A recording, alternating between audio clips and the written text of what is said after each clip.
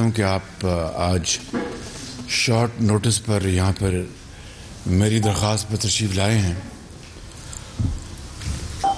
جیسا کہ آپ جانتے ہیں کہ میں پرسوں چین سے واپس آیا تھا اور اس دن بدقسمتی سے ایک جو واقعہ ہوا پی ٹی آئی کے جلوس میں، اس کی ہم سب نے بھرپور مذمت کی کہ تشدد کی سیاست میں نہ کوئی جگہ ہے، نہ اس کو ٹالریٹ کیا جانا چاہیے. اور مجھ سمیت پورے پاکستان کے سیاسی زعماء اور زندگی کے ہر شعبے سے تعلق رکھنے والے فرد نے اس کی مذمت کی، اور میں نے وزارت داخلہ کو فی الفور حکم دیا کہ وہ اس کے اوپر بھرپور اس کی تفتیش کرے، اور پنجاب حکومت کو اس حوالے سے جو بھی مدد چاہیے اس کے لیے ہم حاضر ہیں. باقاعدہ ان کو ہم نے آگاہ کیا. میں نے خود اپنے سیکرٹری سے بات کی، اور اس کے بعد پھر میں نے اپنا پریس کانفرنس اس دن ملتوی کر دی اسی بات کے پیش نظر کہ یہ واقعہ جو ہوا ہے اس کے بعد مجھے پریس کانفرنس نہیں کرنی چاہیے. جو لوگ اس میں اللہ کو پیارے ہوئے، اللہ تعالیٰ ان کو جنت الفردوس میں جگہ عطا فرمائے، اور عمران خان نیازی سمیت زخمیوں کو اللہ تعالیٰ صحت کاملہ عطا فرمائے. مگر کل اور پرسوں جو بدترین قسم کی جو الزام تراشی کی گئی ہے، اور ایک مرتبہ پھر جھوٹ اور گھٹیا پن کا مظاہرہ کیا گیا، اور یہ کہا گیا کہ اس واقعہ کے پیچھے ایک سازش ہوئی ہے جو کہ وزیر اعظم شہباز شریف، انٹیریئر منسٹر رانا ثناء اللہ اور ایک ادارے کے ایک اہم افسر، تینوں نے مل کے کی ہے. یہ ایک بہت افسوسناک بات ہے. گو کہ یہ گھڑی ایسی ہے کہ سخت الفاظ سے پرہیز کرنا چاہیے، لیکن جب قوم کو مسلسل آپ اپنے جھوٹ، اپنی بدنیتی اور گھٹیا پن سے آپ قوم کو بری طرح آپ تباہی کے کنارے لے جانے کی ایک بہت ہی افسوسناک حرکتیں کر رہے ہوں، تو پھر میرا بھی فرض ہے اور ہر اس فرد کا فرض ہے کہ وہ پاکستان کو بچانے کے لیے اپنا مثبت کردار ادا کرے. میں یہاں پر بات نہیں کروں گا کہ چین جانے سے پہلے ہم نے کسان پیکج اناؤنس کیا یا چین میں برف پگھلی.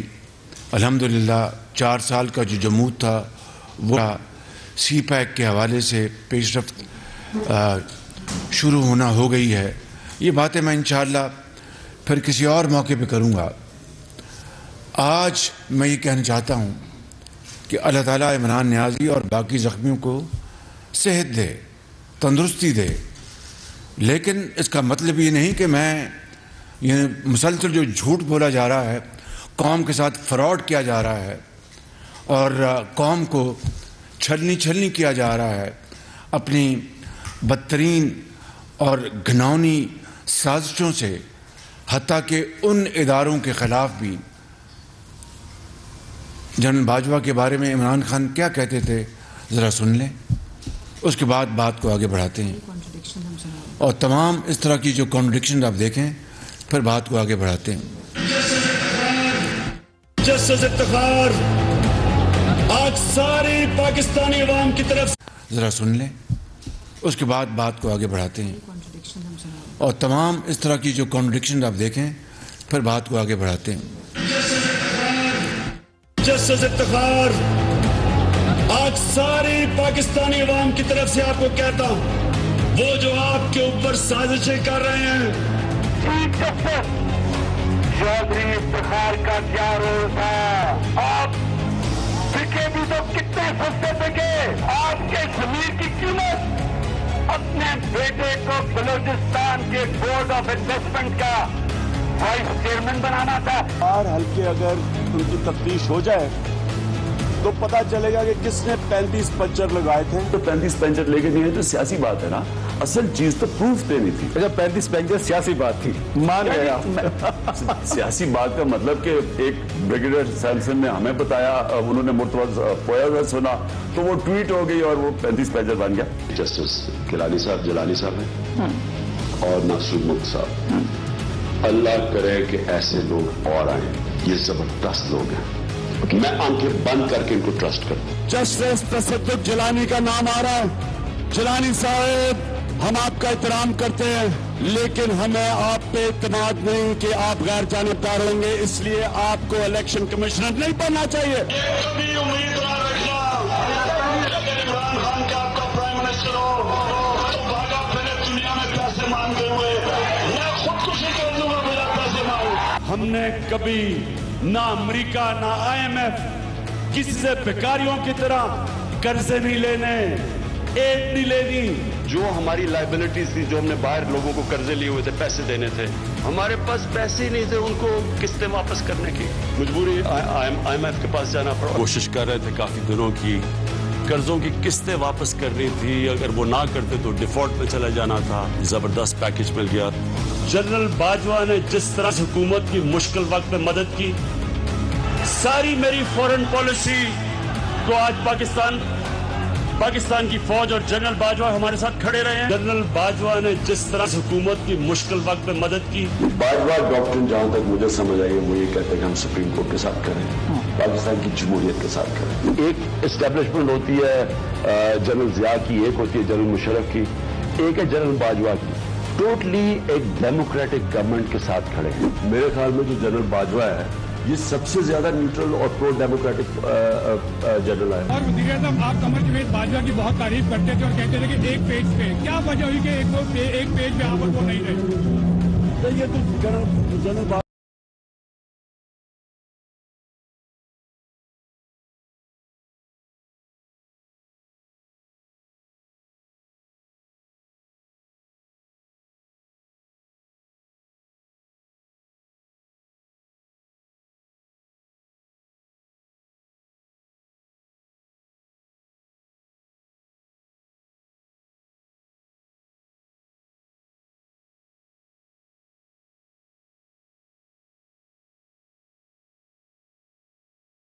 यहाँ के मीर जाफर और मीर सादिक। मीर जाफर मुगलों का गवर्नर सिराजुद्दौला था, उसका सिपहसालार था। मैं आज जनरल बाजवा से सवाल पूछता हूं,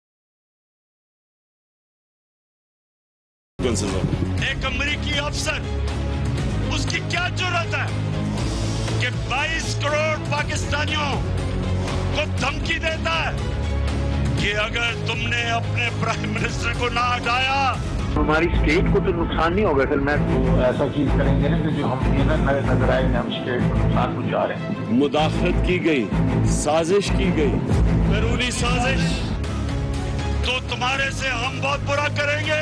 अच्छा अब हमने सिर्फ खेलना, नाम नहीं लेना मिला, बस सिर्फ खेलना इसके ऊपर की ये डेट पहले से थी, नई जो चीज आएगी ना तो वो पढ़ के सुना के तो एग्जैक्ट नोट लिख देना पड़ता है, वो कॉपी कर लूंगा आराम से। तो वो कॉन्ट्रैक्ट होना कि ये चीज है,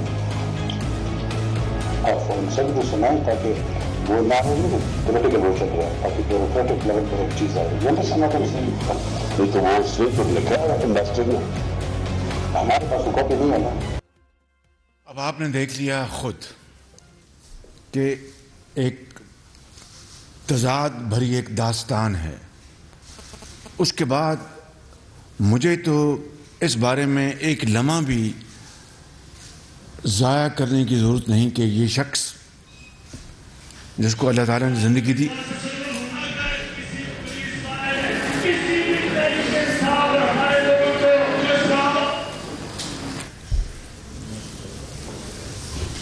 کہ دن رات یہ جھوٹ بولنے والا شخص آج پھر نہ صرف میری بات چھوڑ دیں, سیاسی قبیلے کی بات چھوڑ دیں, آج وہ افواج پاکستان کے اوپر اس طرح حملہ آور ہے کہ جس طرح خدا نخواستہ کوئی دشمن حملہ کر دے. ایک طرف آپ نے سنا کہ کس طرح کہ جنرل باجوہ میرے ساتھ کھڑے ہیں, حکومت کے ساتھ کھڑے ہیں, ہماری پوری مدد کر رہے ہیں, اور آج کن الفاظ میں, یعنی جنرل باجوہ سپہ سالار ہیں, افواج پاکستان کے اس ادارے کے خلاف جو گندی فاش گالیاں جو سوشل میڈیا پہ چل رہی ہیں, ان کے بچوں اور بیٹیوں کے خلاف. دشمن ملک ہندوستان کو اور کیا چاہیے؟ وہ تو آج خوشیاں منا رہے ہیں وہاں پر. خود آپ نے ہندوستان کے جو ٹی وی چینلز ہیں ان کے اوپر ان کے کس طرح مسکراہٹیں ان کے چہروں پر ہیں کہ کس طرح عمران خان اپنی ISI اور اپنے فوجی ادارے کے خلاف اٹھ کھڑا ہے, اور وہ سنگین الزامات لگا رہا ہے کہ کسی نے سوچا بھی نہیں تھا. تو میں سمجھتا ہوں کہ اس کے بعد کوئی بات مزید مجھے کہنے کے لیے کوئی ضرورت نہیں ہے کہ یہ شخص سر سے لے کے پاؤں تک یہ ایک جھوٹ کا ایک مجسمہ ہے, اور قوم کو بدقسمتی سے پوری کوشش کر رہا ہے کہ قوم کو پٹری سے ہٹانے کے لیے. لیکن یہ 22 کروڑ کا ملک ہے, انشاءاللہ اللہ تعالیٰ اس ملک کی حفاظت کرے گا.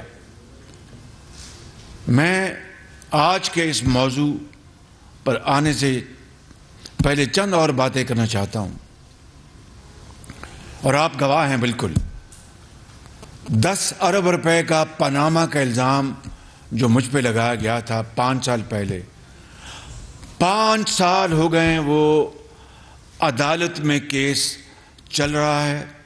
یہاں پر لاہور میں کئی ججز تشریف لائے اور کئی چلے گئے, ان کے وکیل نہیں پیش ہوتے, اور ہر تاریخ پر کوئی بہانہ. یہ کوئی بطور لیڈر آف دی اپوزیشن نہیں, حکومت میں یہ تھے. حکومت میں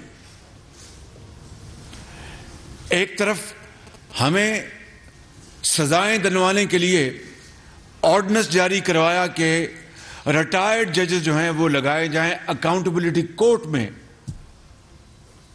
ریٹائرڈ ججز کیوں؟ خدا نخواستہ جو حاضر سروس ججز کم ہو گئے تھے یا موجود نہیں تھے. صرف ایک کہ ایسے ریٹائرڈ ججز قابو کر لیے جائیں جن کو جاوید اقبال کی طرح بلیک میل کریں. اور وہ خاتون بیچاری ہماری بہن, کیا نام تھا اس کا, طیبہ گل کو حبس بیجا میں رکھا وزیر اعظم ہاؤس میں, ان کو بلیک میل کیا اور اس کے ذریعے جاوید اقبال کو بلیک میل کیا تاکہ ہمارے خلاف اور ان کے جو خلاف کیسز تھے وہ بند ہو جائیں. ہمارے خلاف وہ پوری طرح نیازی عمران گٹھ جوڑ جو ہے وہ پوری تیزی کے ساتھ وہ سزائیں دلوائیں. یہ تو اللہ تعالیٰ کا کرم ہے کہ اس کے باوجود بھی مجھے پتا ہے کہ آپ نے آج ماڈل ٹاؤن کا سوال بھی کرنا ہوگا. ماڈل ٹاؤن میں ٹرائل کورٹ نے ان کے دور میں ہمیں اور میرے ساتھیوں کو کلین چٹ دی, اور لاہور ہائی کورٹ نے اس کیس کو جو فیصلہ آیا تھا اس کو برقرار رکھا. دوسرا میں آپ کو یہ بتانا چاہتا ہوں کہ ملتان میٹرو میں کیا ہوا تھا کہ وہ یادیو کمپنی $17 ملین عمران خان نیازی نے الزام لگایا تھا، اس کا کیا بنا آج تک؟ میں جاننا چاہتا ہوں وہ کون لوگ تھے جنہوں نے عمران خان کو اس کے اوپر مامور کیا تھا کہ یہ آپ ٹیلی ویژن پر کہہ دیں۔ $17 ملین چین کو بدنام کیا، چین کو ناراض کیا۔ وہ کہاں گیا وہ کیس؟ وہ شناختی کارڈ کدھر گیا؟ تیسرا، 27 ارب روپے کے وہ دستاویزی ثبوت وہ لہرائے گئے کہ جاوید صادق نامی آدمی میرا فرنٹ مین ہے۔ 5 سال ہو گئے اس علم کو، کدھر گیا وہ کیس؟ کوئی بتائے کہ وہ کیس کہاں گیا؟ اور چوتھا کہ ڈیلی میل میں جو سٹوری عمران خان نیازی اور شہزاد اکبر نے چھپوائی، اس کا کیا ہوا؟ پاکستان کو تو بدنام کر دیا، لیکن وہی ڈیفٹ اسی سٹوری کے لیے جب پلندہ بھجوایا گیا نیشنل کرائمز ایجنسی کو، تو 2 سال ان کو تحقیق انہوں نے کی۔ وہ میری کوئی پھپھی کے بیٹے نہیں تھے کہ انہوں نے 2 سال بعد انہوں نے کلین چٹ دی اللہ تعالیٰ کے فضل و کرم سے۔ یہ ہے وہ عمران نیازی جو اس قوم کو تباہ کرنا چاہتا ہے، اس قوم کو برباد کرنا چاہتا ہے، اداروں کو بھی، اور ملک کو، اس کی معیشت کو تباہ کر دیا، خارجی تعلقات کو تباہ کر دیے۔ میں یہاں پر میرے سینے میں وہ راز دفن ہیں خارجی تعلقات کے حوالے سے، جو میں بتاؤں تو آپ سب آپ کے سر چھت کو لگیں گے، لیکن میں یہاں پر وہ ایسی بات نہیں کروں گا، اس لیے کہ میں امین ہوں، مجھے اپنی قبر میں جانا ہے، مگر پاکستان کا 22 کروڑ عوام کا مفاد میں اپنی ذات کے لیے اس کو قربان نہیں کر سکتا۔ لہٰذا اب میں آتا ہوں آج کے موضوع پر کہ یہ جو الزام لگایا گیا، بھائی پنجاب حکومت تمہاری ہے، پنجاب آپ کے پاس اسپیشل برانچ ہے، آپ کے پاس IB ہے، آپ کے پاس دوسری ایجنسیز ہیں، آپ ان کے ساتھ تحقیق کروائیں۔ وزیر اعلیٰ پنجاب کو پوچھیں کہ وفاقی حکومت نے 28 تاریخ کا یہ مراسلہ ہے، فیڈرل ایجنسی نے لکھ کر دیا، جو ہم نے پنجاب حکومت کو بھجوایا کہ یہ جناب عمران خان کے یہ جو ہو رہے ہیں جلوس جلسے، وہاں پر خدا نخواستہ دہشت گردی کا پورا خطرہ ہے، اس کے لیے پوری تدبیر کی جائے، اس کے انتظامات کیے جائیں، اور بہتر ہے کہ اس کو ختم کیا جائے۔ یہ سب ہم نے مراسلے پنجاب حکومت کے ساتھ شیئر کیے۔ ان کی ذمہ داری تھی، میری تو ذمہ داری جو تھی کہ جو وفاق سے جو انفارمیشن جنریٹ ہو ہم نے ان کے حوالے کی۔ تو اگر کوئی یہ واقعہ ہوا تو پنجاب حکومت کو پوچھیں، FIR کیوں نہیں کٹ ہوئی؟ تو پنجاب حکومت ان کی اپنی ہے، میری تو نہیں ہے۔ IG ان کا ہے، ہوم سیکرٹری ان کے ہیں، وہ بتائیں، قوم کو بتائیں ابھی تک پوسٹ مارٹم کیوں نہیں ہوا؟ وہ 4 گولیاں ہیں، 16 گولیاں ہیں، 8 گولیاں کتنی ہیں، وہ قوم کو بتائیں۔ لیکن جھوٹ بول کر اگر اور میں دیکھیے، میں مذہب کارڈ کے میں خلاف ہوں، سیاست ہے، اور اللہ تعالیٰ کی کتاب، اس کے احکامات، اس کے نبی کریم کی جو اسوہ حسنہ ہے، وہ ہم سب کا ہمارا وہ یعنی ایمان ہے دل کی اتھاہ گہرائیوں سے۔ لیکن کسی نے احسن اقبال کے بارے میں پوچھا کہ جب وہ زخمی ہوا کہ وہ کیوں زخمی ہوا؟ وہ جو مذہب کارڈ کا جو اس کو استعمال ہوا اور اس کو جس طرح اس کو پذیرائی ملی، احسن اقبال جب زخمی ہوئے اللہ تعالیٰ نے ان کو بچایا، اس کو تو کسی نے نہیں پوچھا۔ آج یہ جو شخص ہے جس نے یہ جو ویڈیو سامنے آئی ہیں اور پوری قوم کے سامنے ہے، وہ آپ نے دیکھا ہے، میں نے بھی دیکھی ہیں وہ، اور جو اس کو خود اس جرم کو وہ قبول کرتا ہے کہ میں نے یہ جرم کیا ہے، زیادتی کی ہے، تو اس کی جو نتائج جو ہیں، اس کی جو بنیاد ہے، اس کے اوپر ہمیں غور کرنے کی ضرورت ہے۔ اس سے ہٹ کر میں بات کرنا چاہتا ہوں کہ اگر عمران خان نیازی، آپ کے پاس اگر ثبوت ہیں کہ ان 3 لوگوں نے سازش کی، خدا نخواستہ، تو پھر مجھے ایک لمحہ بھی